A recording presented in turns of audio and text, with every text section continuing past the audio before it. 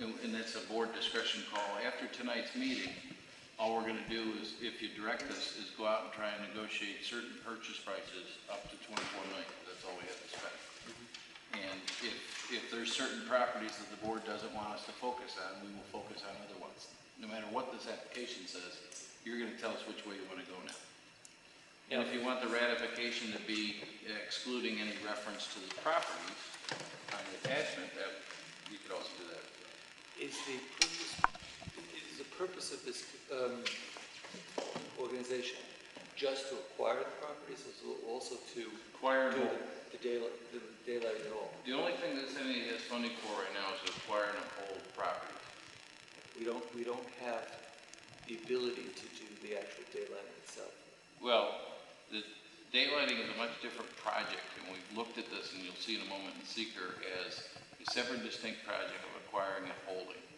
Then the daylighting term is starting to be misused, but I know what you mean by it. It's what's referred to in the SFC project is the walkways and the lighted walkways and the access to the river.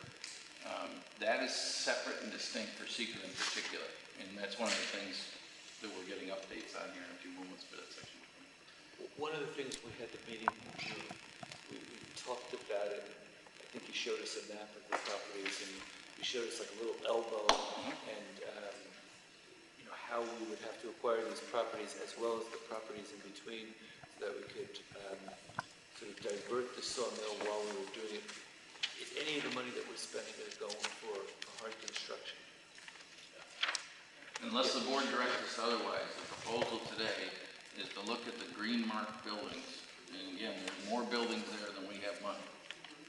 And to try and prioritize where we spend $24 million. If you had to prioritize, again, and Councilman Lesnick is making reference to, there's a proposal to divert at some point, but that's really more of a, and we did talk about that last June. One thing that we're trying to be very specific on here is what the project that we're talking about spending money on is buy and hold only. So if you're a city, and since the 70s and in the 80s and in the 90s, you talked about some form of daylight walking along this river, both down below and up in this area, you own the property down below. The thing that stops you ultimately from any type of access is ownership right now. So, yes, ma'am. Looking at these properties here, these are not the properties that's down in the Lockton Plaza. These are the properties that's up near the police. New Main Street. The fire department. Fire department's here, and then New Main Street's here. Correct. Again, that's why it's called the New Main Street Development. Just for the record, nothing in your vote today is to condemn any properties. It is simply the issue before the board is what we call ratifying the application for $24 million. And the purpose of that is to say, okay, let's get started with getting the application hopefully finalized. And then once you get the $24 million, of course, there's always, we never know what tomorrow holds, but certainly we believe it will happen. Then you decide basically about acquiring, not by kind of, but by negotiation purchase. This is unequivocally not a request for the board to condemn any single property. Can you test the map? I'm not sure what you think. Given the speed on this, we don't know how much money we're going to have, and would it make sense for this organization to buy options on properties with a specific purchase price so that they stay on the tax rolls, or is part of the goal to sort of spend out the money from the state and then we want to buy the properties lock, stock, and barrel? And then, if so, do you then lease them to the current users until such time as they need to be vacant? I've looked at each property and the legal status, and that there's currently leasing going on there, occupancy going on there. I think the answer to that's going to be, it depends on which property you tell me you like. Because we're going to go out and negotiate with these. Some are going to want to sell, some aren't going to want to sell. And then we'll move on. And if those that want to sell are within an acceptable range to spend public money, we would come to the board and ask for permission to buy. If we buy with state money, the only thing you should have to cover at that point are the variable costs, taxes, insurance, utilities. If there's an occupier that is part of the negotiation that can have short-term occupancy, they would cover those variable costs. We're anticipating that with this much state and public funding, we can buy the properties and hold without any type of negative carry because the variable costs we use are picked up by the occupants. But if you look at 2 or 3 of those and you get yourself ahead a little bit on those occupancy costs, you could legitimately say, well, on that one, don't lease back to the tenant or do it. So it'll all be a board decision.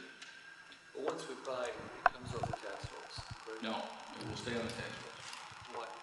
These development corps don't qualify in and of themselves for an exemption from real estate taxes unless we take additional steps of going through like an IDA transaction or something like that, but it won't qualify on its own.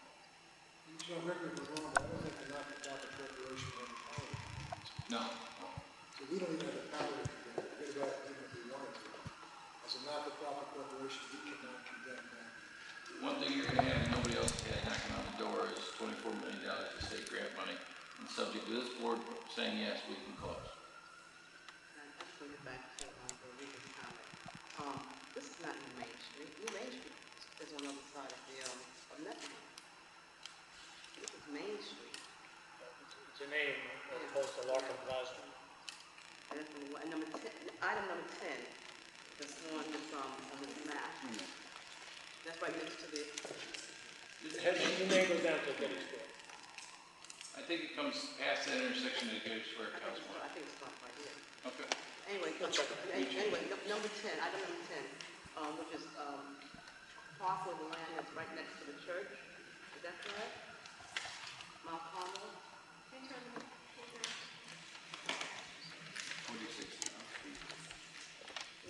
46 John Street is owned by a DP Riverside Realty. I don't know that.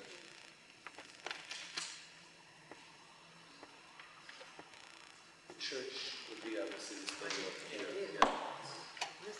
The church is saying we're not looking to buy it. Neither is, Valley. I think they thought they owned something, west of this. Now, these 2 buildings here, this corner building is the C.H. Martin building? C.H. Martin's So, correct. so you're not, it's not in the assemblage? No. Nor is, what is this building 1 here? Number 1 is, this one is 8 Hillsides Avenue. It's owned by- 8 or 10, Oh, that's near the Sages building? I think so. Yes, that corner building you're not looking to apply relief. So what's in the middle? Is 7? Oh, that's 1, that's 1. 1. So, in other words, the C.H. Martin building goes, there is a property here, right? There's another store there. Right. Okay. Yeah. It's not, what's it called? That's property that I believe he has a lease on, and then he operates, or somebody, I don't, you may direct us to focus our energy. I was assuming our energy is gonna be focused past that, but it's up to you.